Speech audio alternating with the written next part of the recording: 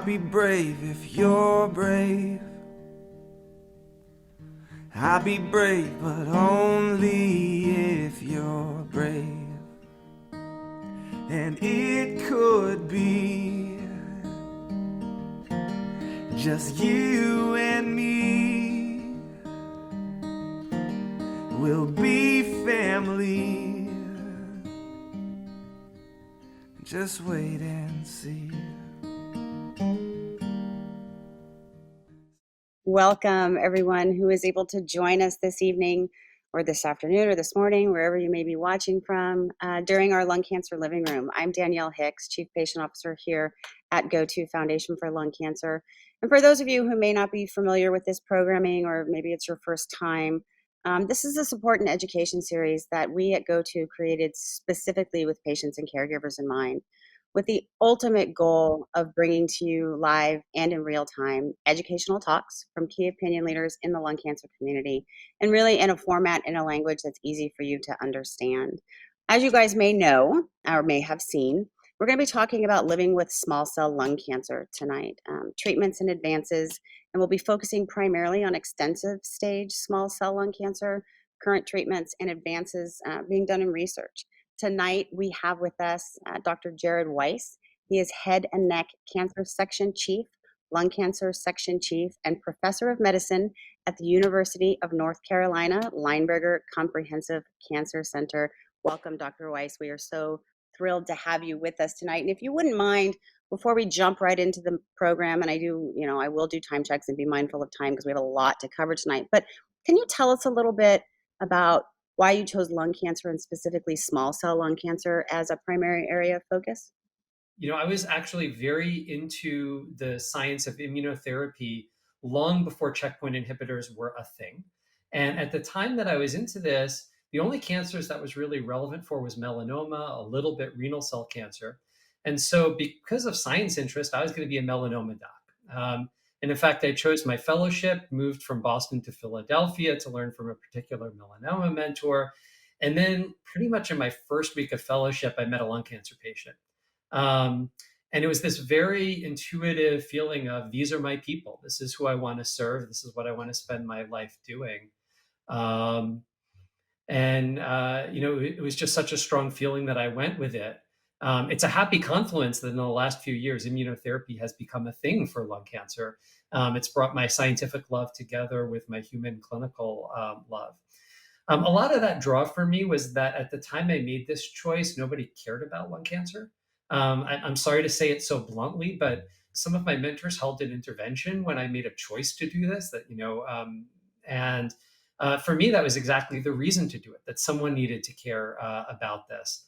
Nobody deserves to have lung cancer. Smoke, not smoke, I don't care. Nobody deserves it. And that really wasn't the attitude at the time. Lung cancer was heavily stigmatized between the association between smoking and as well the therapeutic nihilism that lung cancer patients didn't do as well as other cancer patients. And so again, it was an intuitive feeling of, okay, I want to serve these people. And then, I was an uptight liberal New Yorker. Why would I move to North Carolina? Well, it's the tobacco belt, right? So if you want to serve patients affected by tobacco, you go where that demographic is, and that's the southeast of the U.S. You asked why small cell. Small cell is kind of more lung cancer than lung cancer. It's the extreme of that. Badly in need of scientific advances. And so again, it was a very intuitive draw. They're just these are my people. I love that. And I say the collective we, this community as a whole, are so grateful for you and those like you who have really chosen then and now to step up and make this community matter, whether it's non-small cell, small cells, smoking history, no smoking history, just like you said. It's about time, and we are thrilled to have you here. You mentioned small cell maybe not getting the attention in particular that it deserved, and I know I'm kind of jumping around a little bit, but I know things are happening now, and I can't wait to get in and start talking about that. But up until just a very short time ago, there really had been no advancements in how we treat this type of lung cancer in 40, 50 years. Why do you think that is? I think there were a number of barriers. For one thing, there's the rarity of the cancer. Small cell is about 15% of lung cancer, so it is the rarest of the major types. But there are other barriers. There's the association with smoking. I love my smoking patients every bit as much as my never smoking patients, but let's be candid. What comes with smoking are smoking associated comorbidities. And so you have sicker patients. It's hard to do clinical trials. As well, the disease is more devastating. And so for years, harder to get patients on trials because it was very often that patients had to start that first cycle of treatment. There's the stigmatization that we talked about. There's the fact that the standard treatments are relatively easy to give. So there was less draw for patients to travel for trials, less draw for practitioners to recommend it to them. And then finally, it's interesting. There's an association between small cell and poor socioeconomic status in the US that doesn't exist as much, for example, in Western Europe. That's not universal. Of course, all of our small cell patients are different, but if you're speaking in the aggregate, that was a barrier to trials. To get on a clinical trial, you need to have the financial resources to travel to a trial center, be that regular airplane trips or even a tank of gas. You need to be able to take off from work. Your loved one needs to be able to take off from work. And then there, frankly, a little bit of indictment of those of us who work in the science that until very recently, we didn't understand that well how small cell worked. It's a much more biologically complex cancer than, for example, EGFR driven non small cell lung cancer, which sort of the opposite end of the spectrum in many ways. But the way I'm referring to now is biologically. In EGFR mutated non small cell, you have one major change that drives the cancer. And so it was a little bit easier to learn how to gum up the works of that one change. Small cell, in contrast, is biologically heterogeneous and complex. And so it was also a scientifically harder problem. It's interesting. So basically, for all of those years, for various reasons, that patients couldn't participate due to their state of health when they were diagnosed, or what the qualifying criteria were for trials, and or access due to socioeconomic status, we could not accrue these trials. Therefore, the trials couldn't progress. Is basically kind of what you're saying, right? Yeah, I think that was the barrier to the clinical science. And then it's also, where do drugs come from? They come from advances in scientific understanding. And until very recently, those were quite limited. So you touched on it a little bit, and you mentioned EGFR, and we know for those folks who are not new to this programming are particularly those with non-small cell lung cancer, very familiar with the word biomarker or familiar with what their own personal biomarker status is, and that's not necessarily the case in small cell lung cancer yet. But other than that, what is the biggest difference between small cell lung cancer and a non-small cell lung cancer? Well, so the fundamental underlying difference is the cell of origin. Non small cell lung cancer either arises from a glandular cell in the lung, usually cells whose job it is to secrete mucus into the airways, or from squamous cells in the lung. Squamous cells are these tough cube shaped cells that the body puts wherever it needs to protect something. Small cell, in contrast, arises from signaling cells, what doctors call neuroendocrine cells. So it's a different cell that goes bad. And also, the way that it goes bad is different. So, the fundamental nature of cancer is that it's a disease of mutation. So, inside of every cell in the healthy body, in fact, every plant, animal, human, are made up of these microscopic building blocks called cells that have a set of instructions inside of them called DNA. Cancer happens when there are mistakes in the DNA that make the cell forget how to do its job and instead learn how to spread and grow, the nature of cancer. And what kind of cancer is it? The first thing is the type that went bad. The second is what mutations go bad. So in non-small cell, particularly the adenocarcinomas, you'll sometimes have one event that's really, really important in converting that cell over. These are called driver mutations, and you can often gum the works up of them.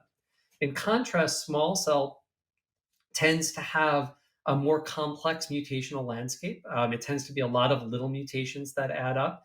Some of them are particularly bad prognosis and don't have drugs. Things like P53 and RB that are classical in small cell help make it a very aggressive cancer and don't yet have drugs that address them. Let's talk a little bit about how we stage small cell, because it can be done in a couple of different ways, but the more common way would be two. Can you explain to us what those two sort of stages are and what they mean? Sure. So technically, when I teach my fellows about small cell, because they have to pass their boards, I teach them the TNM system, stage 1 to 4, like most cancers are staged on. I challenge you to find an oncologist from community practice, from academia, anywhere who actually uses that system, because that system is great if what you care about is prognosis, right? If all you care about is saying how likely, what is your life expectancy, that is the best system. However, as an oncologist, I think it's actually much more useful to staging help me address the question, what's the best thing to do? What's the maneuver that is best going to preserve quality of life, that's best going to extend duration of life? And in small cell, it's a really, really simple system. If you can encompass all of the cancer safely in one radiation field, it's limited stage, and everything else is extensive stage. What does that translate to in plainer language? Limited stage is curable, typically with a combination of chemotherapy and radiation. Although in modern practice, sometimes very small ones that we're increasingly finding can be treated surgically. And then extensive stage is everything else, where unfortunately cure is not possible. And our goals of care are extension of duration of life, and perhaps even more importantly, preservation of quality of life, where we're mostly using medicines to control the cancer. And when patients say, "Well, why no radiation? Why no surgery here?" So we do sometimes use them, but why not for the most part? It's kind of like the whack-a-mole game at the arcade. In order for a surgery to provide even a day of survival advantage, you must cut out every last cancer cell. If you can't do that, you harm quality of life by causing a recovery period. You have a real death rate. And critically, for a cancer as aggressive as small cell, you delay the time until you can do something that actually helps, which can cause survival harm. And that's why we use medicines for this, because they get everywhere in the body. They suppress all of the moles, so to speak. Yeah, that makes sense, and I definitely wanted to jump into some of those treatments and therapies that you touched on there, but you said something that I thought was interesting, and I wanna kinda go back to it for a second, and it was when you were talking about the TNM staging, and you referred to, if you're solely looking at life expectancy. Those are medians, right? Like, people say all the time, "Well, my doctor this, that, or the other said my life expectancy is 6 to 12 months or 12 to 24 months." And can you talk a little bit about how we get those averages and how people are not numbers and they're not statistics, and that some people fall on the before and the after of median? Yeah, so I really cringe when I hear Dr. Such and Such gave me X amount of time. And it's not, those are not words that I use in the examination room. Let's imagine that there was a median survival. Let's call it X, just to not throw out numbers and have them miscommunicate here. If everyone with a condition lived 10 days shorter than X, or 10 days longer, that would be a narrow distribution. And in that case, saying, you probably have about X amount of time to live would be very meaningful, right? As X approaches, patient could get their affairs in order, say goodbye to the people they love, have understanding.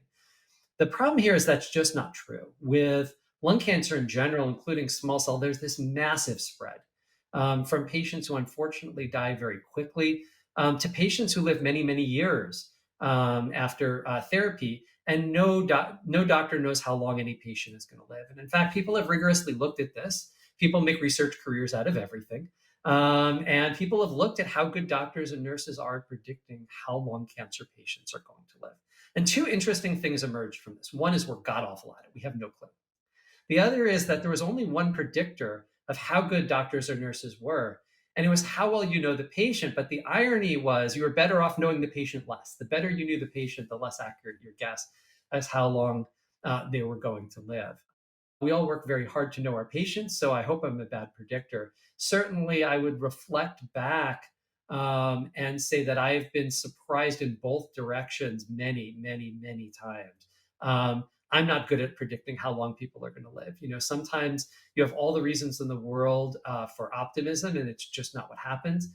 And sometimes things really look very grim, and then an immunotherapy will kick in, and miraculous things happen, and 2 years later, you see the patient, and it's just this massive joy. You didn't expect to see them a week later, never mind 2 years later. And so I've just tried to stay very hard to stay out of the prediction business, and to instead focus all energy on making it as long as possible and with as good as quality as possible, and leaving the guessing to the fortune tellers. I love that answer so much, and I'm so grateful for that response because I think more often than we'd like to think, people are given sort of a time frame, and that does nothing for the generation of hope or a willingness to fight the battle. And I think although I don't treat patients, I know quite a few in my 15 plus years of doing this, and I too have been surprised. Um, on both ends, but you are not statistics. So I just wanted to remind. People have different preferences about how much they want to know, right? So there are patients who want to know those medians. Unfortunately, I'm treating two of my colleagues right now, people with a tremendous knowledge base that they came to their cancer with, cancer experts before diagnosis, and they want to see the papers, they want to go over the medians, and when a patient asks, I do that with all the caveats you and I are talking about. But the problem is that even for those who want that information, there's such a huge spread that even if you have a sophisticated understanding that there is a distribution and what a median is and your personality, even if you accept all of that, it still doesn't tell you anything, because it can't tell you, is your cancer going to be the one that laughs at the treatment? Is your cancer going to be the one that absolutely melts away and stays suppressed a long time? Even a sophisticated understanding of the literature can't tell you if you're going to be lucky or not. I agree with you, and I think you know none of us know, and physicians or patients, how any one patient may or may not respond. We have an idea based on evidence and science, but sometimes people really surprise us, to your point. So thank you for that.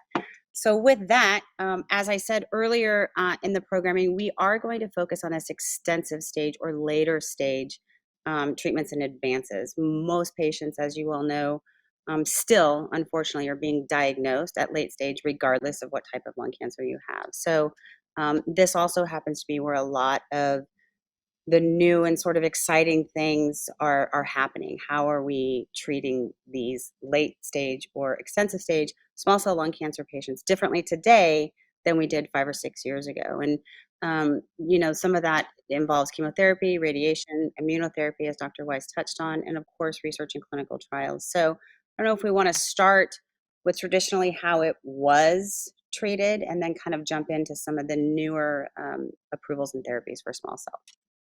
So, if you look back on several decades of clinical trials in small cell, until very recently, we had no improvement in survival.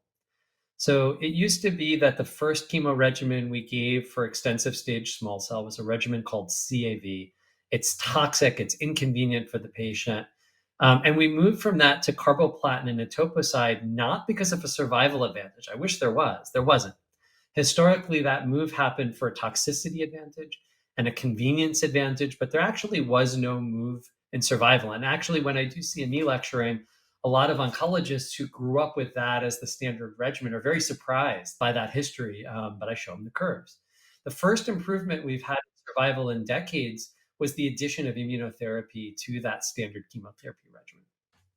And so we had two clinical trials that looked at carboetopicide plus placebo, or carboplatin plus etoposide, plus the then experimental agents that are PD-L1 inhibitors, which are immunotherapy drugs.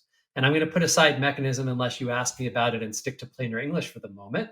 But the inspiration of these immunotherapies is not that they improve the median. If we're going to be honest, they really leave a lot to be desired, in the sense that they don't work for most patients. What is inspirational about them is that there is a larger proportion of patients at what we like to call the tail of the curve, which are patients who are alive a long time with their diagnosis. And I think that while I wish everyone were living forever, most of my patients don't come in saying, Doc, please make me live a week longer. Please make me live a month longer. Patients come in and they want to live to some milestone, to a daughter's wedding, or till their retirement, or whatever it is that matters to them. People care much more about some chance at being alive in a few years than they care about a small improvement at the average. And that's exactly what immunotherapy gives us. Now, I mentioned earlier that I'm a recovering New Yorker.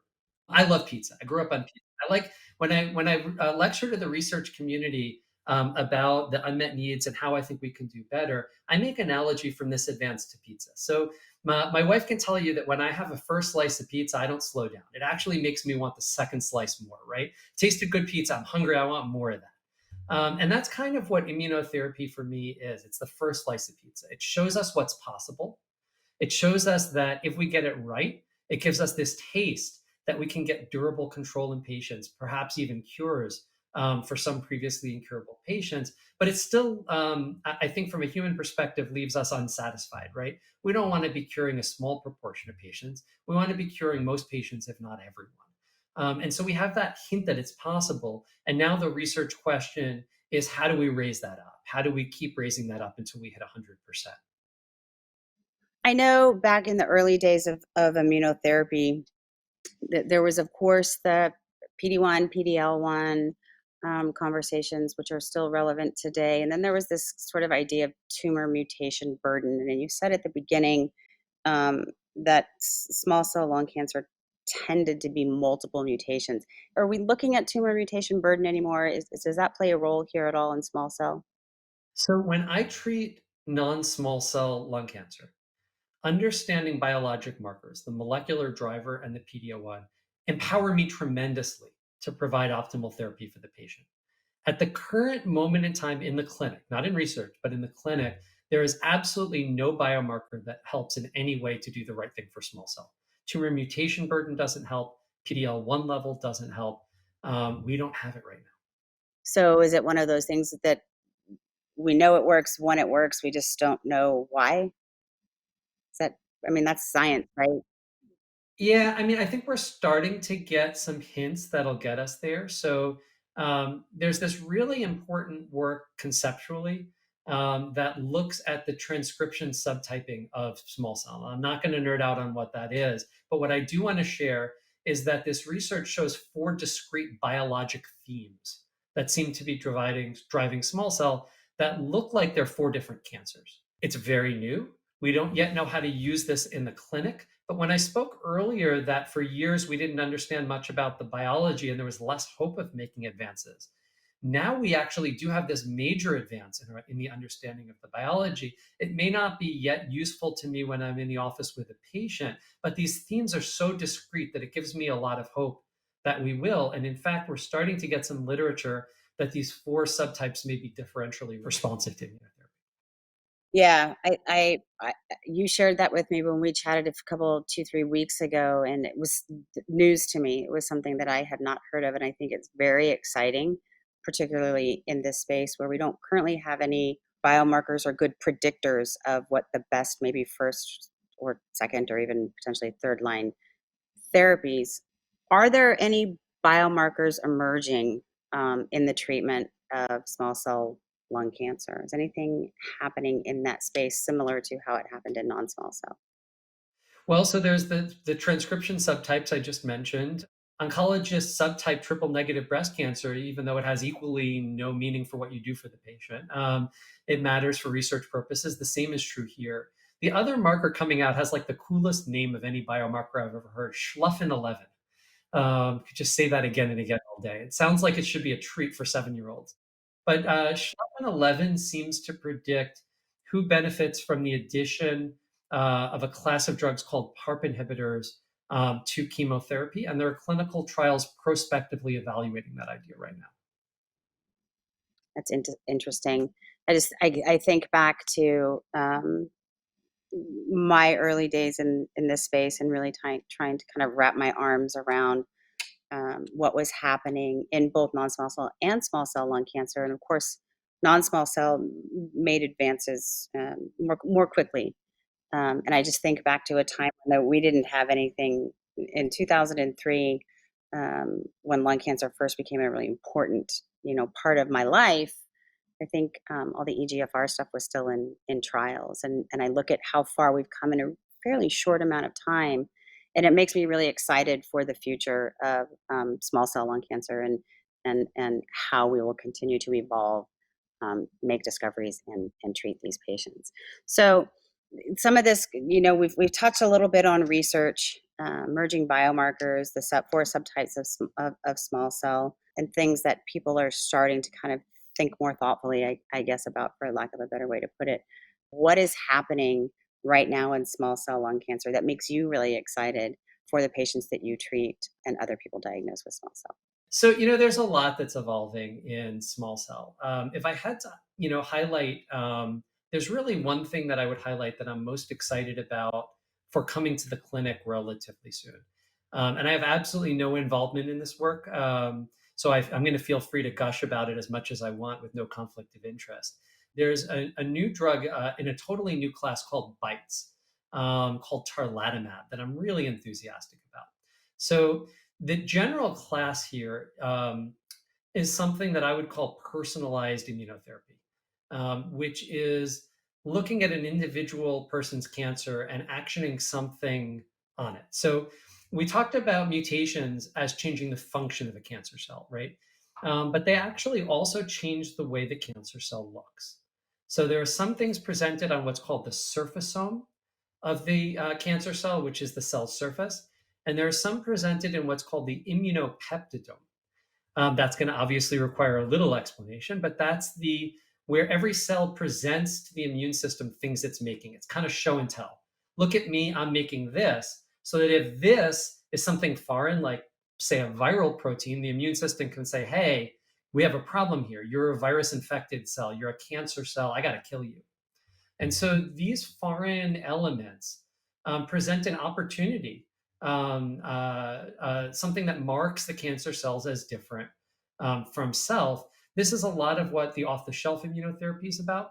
And we have a new field of personalized immunotherapy that tries to action something on some element of the cell surface. So, what is a BiTE? BiTE stands for bispecific T cell engager. It's a modified antibody. So antibodies are those things floating around in your blood that are those Y-shaped things that are binding to viruses and bacteria and helping your immune system to kill them. This is one genetically engineered so that one side of it binds to this molecule called DLL3 that is commonly shown on small cell lung cancer cells. And the other side is engineered to bind to a T cell, which are the killer cells, kind of the xenophobes of your immune system. They float around killing foreign things, to bring them physically together so that the T cell will then kill the cancer cell. We saw data at ASCO on it, not this past one, but the year before. And we got an update on it this year. The response rate drifted up a little bit, I think from like 20 to, I want to say 23%, something in that range. And we now have a little more durability data. And it looks like it's drifting in the right direction as we see more patients treated at the highest dose level, because this was a phase 1 where the first patients were a lower level and it ratcheted up.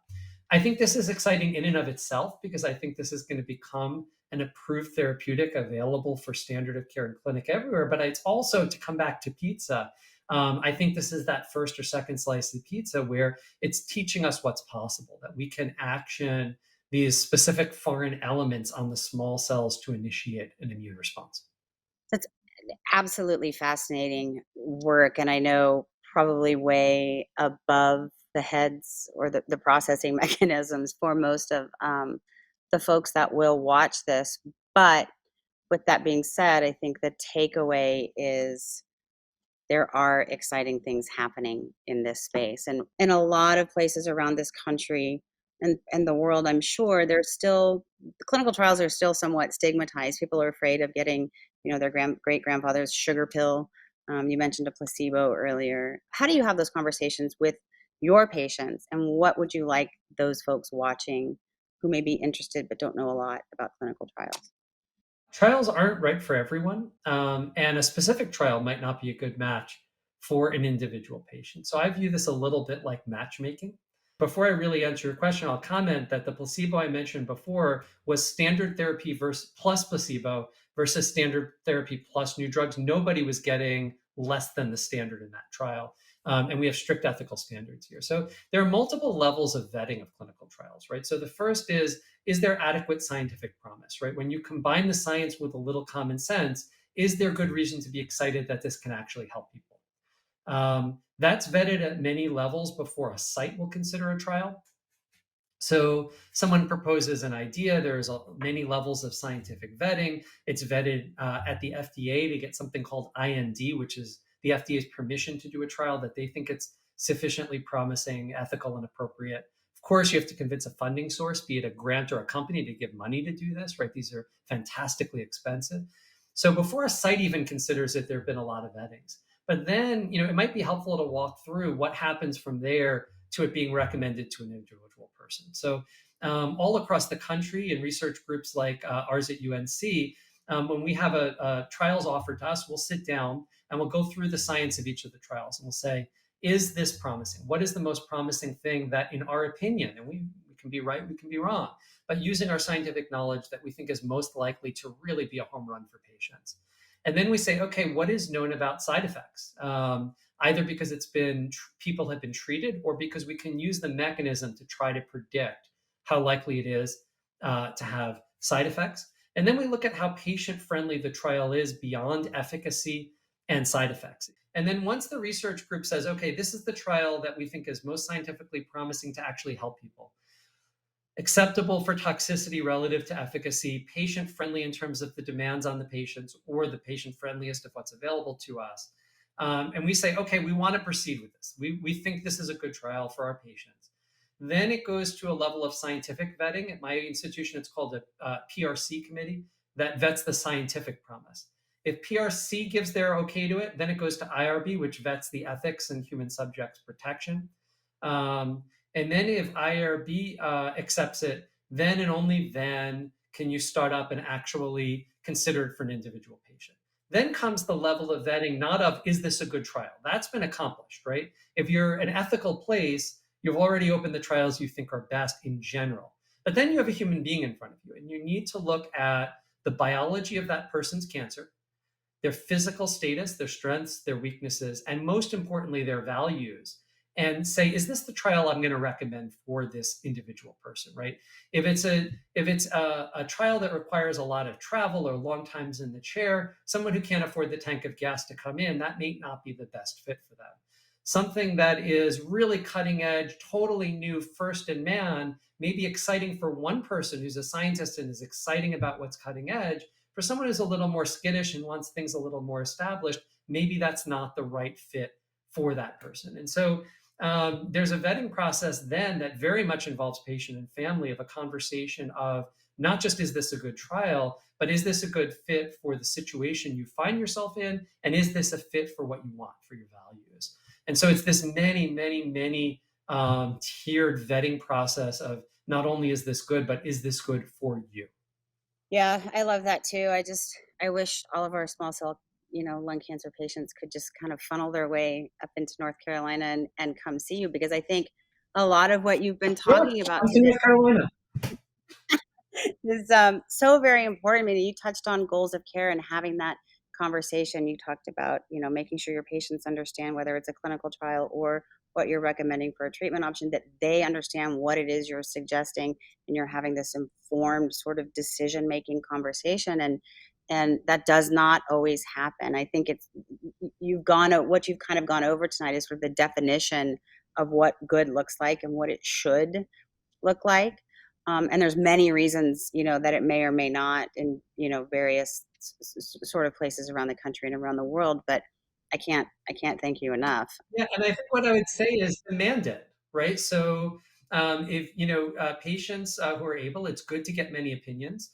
You get more trial options, you get different perspectives. But if the right trial is in a place, right, and you're not getting what you need, demand it. Ask questions. The other thing that can be a helpful tool is if you have a good doctor, but that doctor doesn't have the specific trial that you want, bring that doctor information on that trial, right? I routinely will send patients other places who have something promising that I don't have. And then, they'll come back from that place, and either, usually virtually, people don't need to schlep in just to talk, but, over the phone or video, we'll go through that trial, and I'll help them vet it. And doctors all across the country are doing this. It's fine to talk about when it's not done right, and I know you're right. It is sometimes not done right. But actually, what you only need to get it right once to matter, right? So there are many ways to getting it right. An empowered patient is tremendously valuable. So what you're doing here, gosh, I love what you're doing here. It's, I think a lot of doctors hate the internet because people are reading from like Joe in the middle of nowhere. But if you're going to quality information sources, and I would define quality as not only being written by someone who knows what they're talking about, but also having real content, that can be high quality.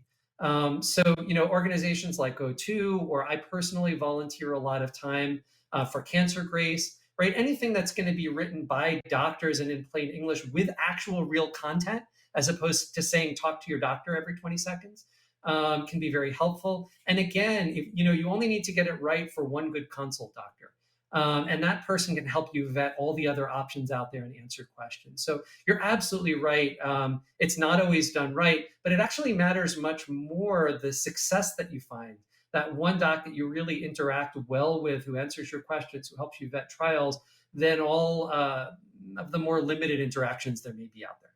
And I think you're so right. And I think, we are huge advocates here at GO2 for folks empowering themselves, becoming educated. And it is a challenge, to your point, not only to find good quality information, but from a patient perspective, that patient first, patient friendly language where you can kind of bring it down to a level that's palatable for these folks to understand. A, they've just been diagnosed with cancer, and B, they didn't go to medical school and they don't understand what a lot of this means. So, helping by providing them access, easy access to information and support, I think is huge. And I struggle with this myself, and I have these conversations with patients when they call and I'm like, well, why did I have to come to you to find out this information about my cancer? Why didn't my physician share it with me?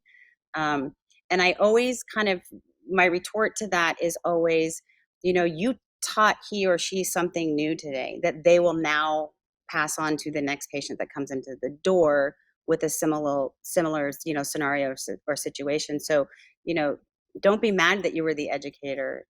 Be happy for the person who was diagnosed behind you. And I think in today's date, unlike where you are treating and seeing your patients and doing your research, and particularly some of the more rural, community centers where these general oncologists and people who watch the show regularly are probably sick of hearing me say it. And I'm not saying it's an excuse, but they're responsible for treating any type of cancer that walks in the door. That's blood and solid tumor. And with how quickly things are happening today, I think it's unfair and unrealistic to expect a general oncologist to know everything there is to know about all of those different types of cancer. So, how can KOLs like you facilitate this sort of transfer of information?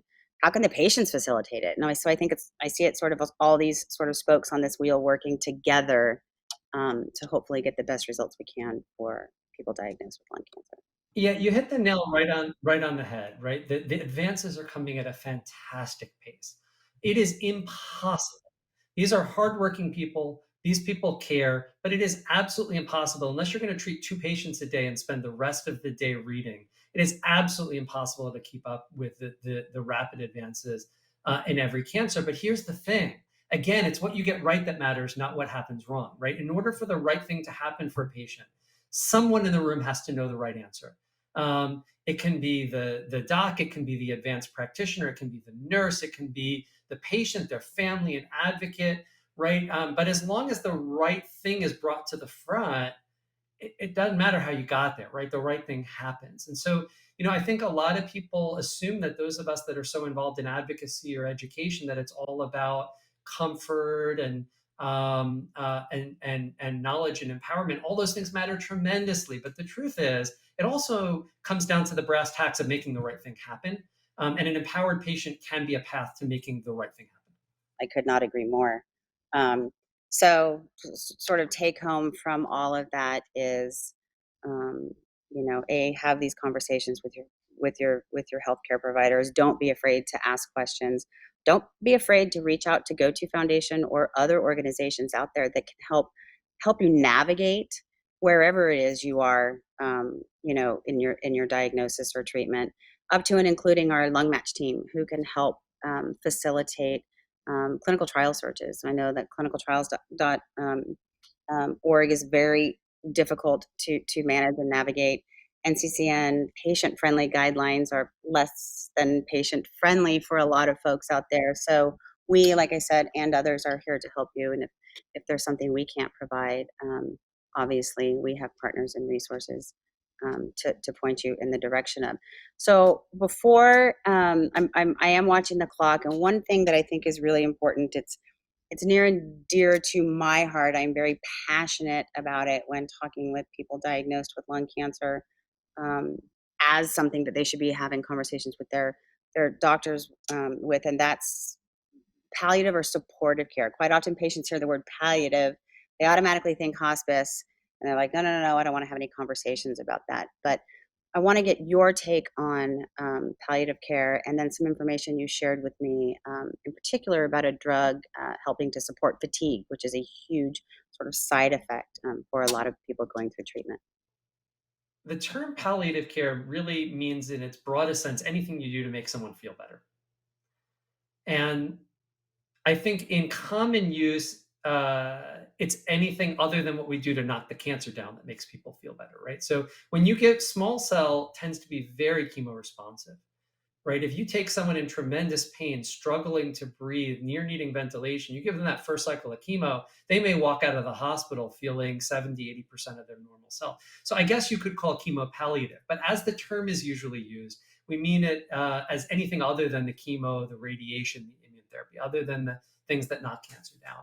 And quality of life is the whole point here, right? So from day one, whether you're going to get the most aggressive treatment we have to offer or nothing to knock the cancer down, aggressive palliative care should start on day one. The pain should be aggressively managed, whether the goal of care is to live as long as possible or to be left alone.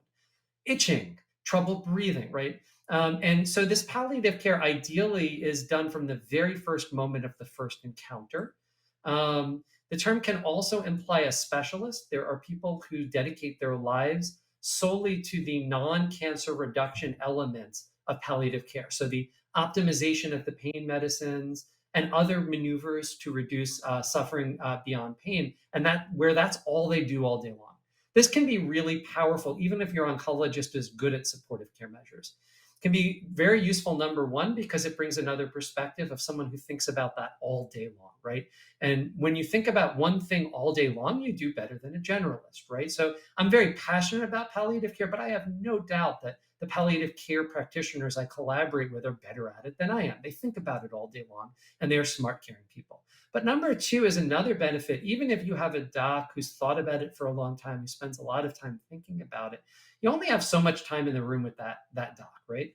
And so you and that doc together as a team, and of course the interpersonal dynamics shape the element of the dynamics of that teamwork. We all know that. But as a team, you're going to decide how we're going to spend that time. Are we going to spend that time talking about treatment option A versus B? Are we going to spend that time on how aggressive you want to be? Are we going to write any of your prognosis? So you're going to, gosh, I love sharing pictures of my kids with patients. Many of them love bringing their pictures of their grandkids, right? There's a triage that you do together as a team.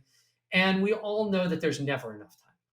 And so if you have someone else who can take the whole length of that visit and dedicate it only to the comfort maneuvers, that's really powerful, because now you're dedicating pure laser-like focus to those comfort maneuvers with an expert in them. And in parallel, you're freeing up time in the room with the oncologist to deal with the things and talk about the things that only they're going to do for you. I know in conversations I've historically had with patients when they, comment that their doc, suggested palliative care and they basically walked out of the room.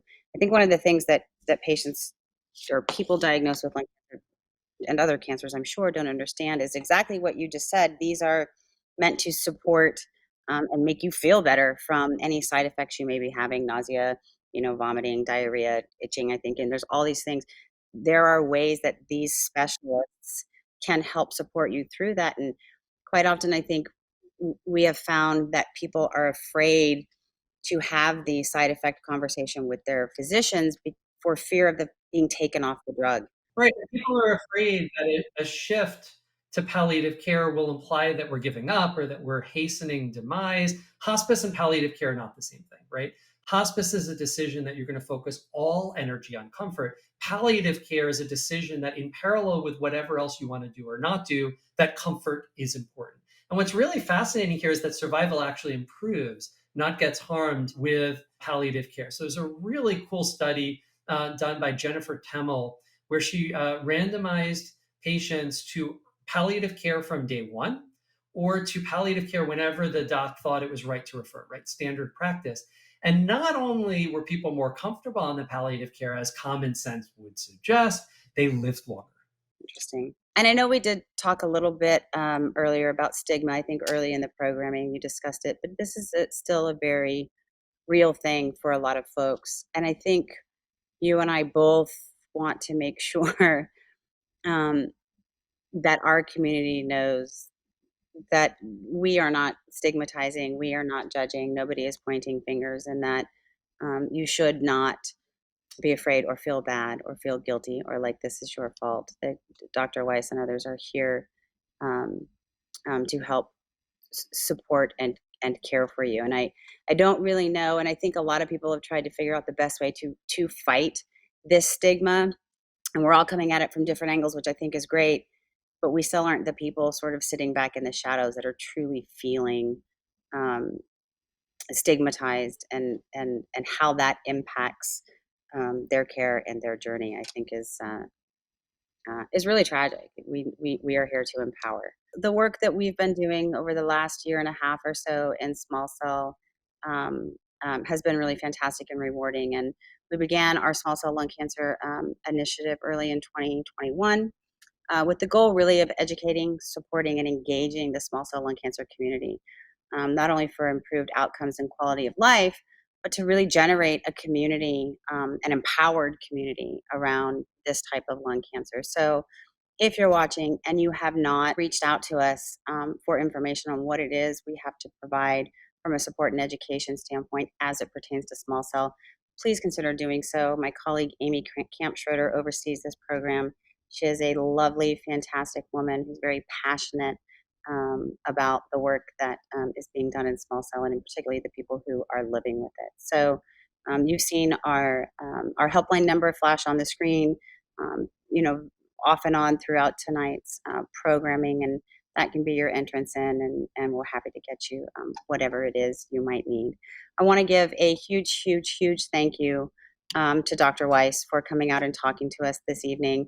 I know it is late out there on the East Coast, so we really appreciate your time. Of course, to all of our supporters, Amgen, AstraZeneca, Boehringer Ingelheim, Bristol Myers Squibb, Daiichi Sankyo, Eisai, Foundation Medicine, Genentech, Janssen Oncology, Jazz Pharmaceuticals, Merck, Mirati Therapeutics, Novartis, Regeneron, Sanofi, and Takeda.